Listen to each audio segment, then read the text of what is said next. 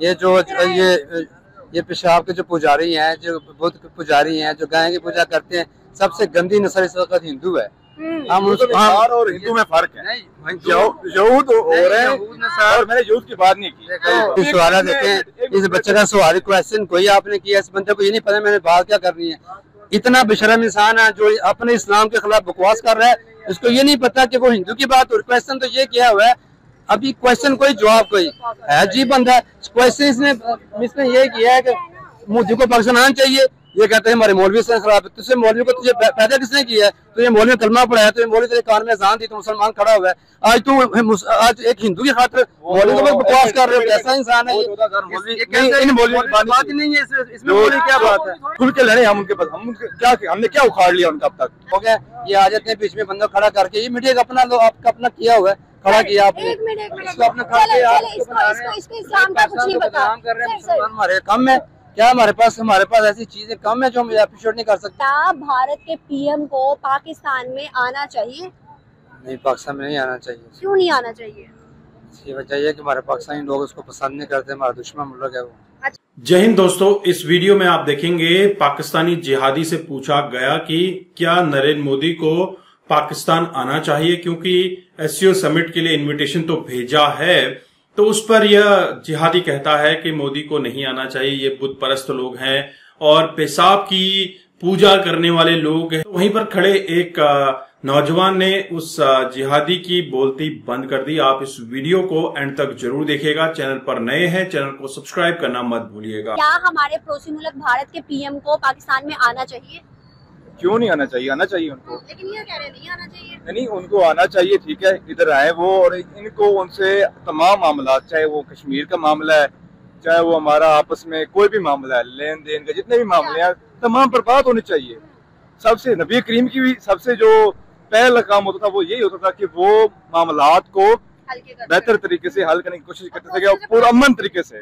तो अगर हम उनके सुन्नत में भी फॉलो करें ना, तो जो पुरअमन तरीका ये है कि हम उनसे बैठ के हम उनसे बात करेंगे। वो कोई यहूदी नहीं, हमारे मुल्क में आने की देखें उसको जरूरत क्या है। हमारे जो है ना, हमारे फौजी हुक्मरान, हमारा जनरल, हमारी फौज हमारे साथ तावन कर रही है। हर किस्म का तावन हमें हो रहा है।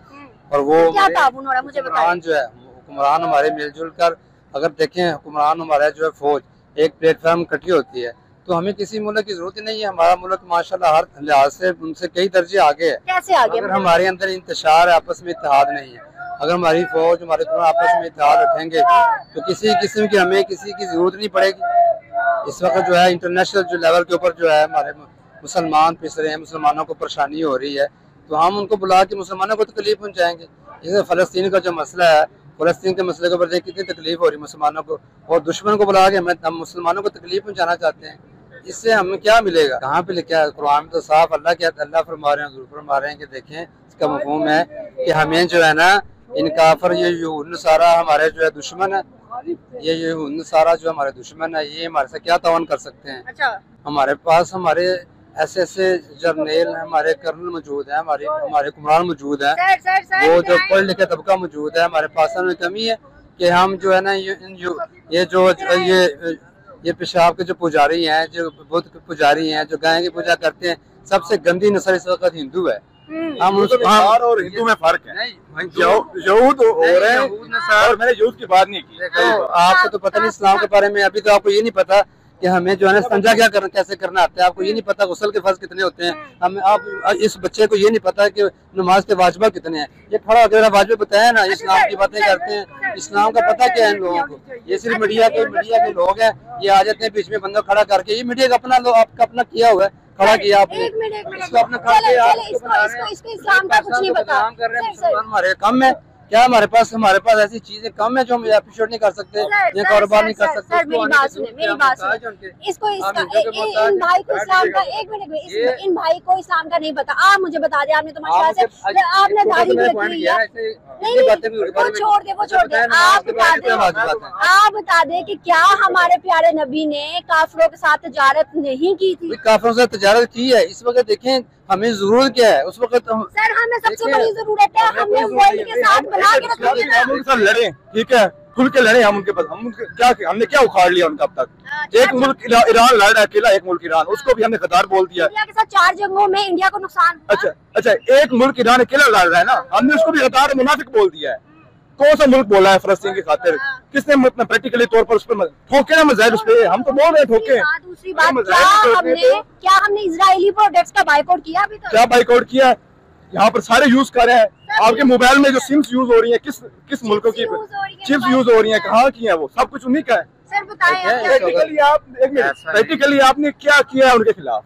और अगर मैंने मोदी की बात की, उसका मामला तय करने के पहले हल्ला मामला तय करना, ठीक है? मैंने ये नहीं कहा कि आप उनको गोद में बिठा लें। मामलात अगर बातचीत से होते हैं, नबी की सुन्नत से हाल होते हैं तो करें, नहीं होते फिर बेशक उनको तलल कर दें, बेशक उनके ऊपर गोली चला दें, जो एक तरीकाकार है। ये नहीं है जी कि हम बस एक दूसरे के लड़ते रहे, दुनिया को दिखाते रहे, अपने जवान शहीद करवाते रहे। आप बात करते हैं कि मोदी को पाकिस्तान में नहीं आना चाहिए, तो मोदी सिर्फ पाकिस्तान एक मुस्लिम ममालिक थोड़ी है, 57 मुस्लिम ममालिक है, और उन मुस्लिम ममालिक में मोदी हर आए दिन जाता है, वो भी मुसलमान हिंदुस्तान में आते हैं और उनके आपस में ताल्लुकात बेहतर है। और एक और बात, हमारे ईमान पे यूं ही फतवा लगा दिया जाता है। इमाम हुसैन अलैहिस्सलाम को कत्ल करने के लिए उसने कितने मौलवी ने फतवा दिया था कि कत्ल जायज है, तब सारे काजी बिक गए थे। आज भी वो एक किताब को ना 14,000 आलम था। तो आप देख लें कि आज भी वही है कि हमारे ईमान पे फतवे लगा दिए जाते हैं। अगर हमने बात गलत की है तो आप दलील के साथ हमें बताएं कि मैंने गलत बात की है।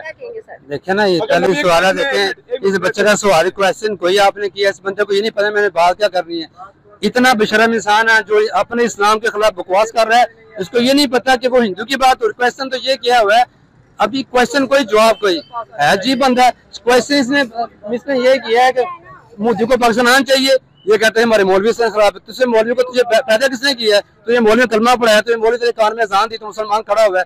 आज एक हिंदू की खातिर मौलवी को बकवास कर रहे हो, कैसा इंसान है ये? बात ही नहीं है इसमें, क्या बात है? अब नहीं, ये कौन सी बात को बुरा? एक मिनट, इस क्वेश्चन को चेंज से इसने क्वेश्चन ये इन्होंने नहीं ये गलत क्वेश्चन है।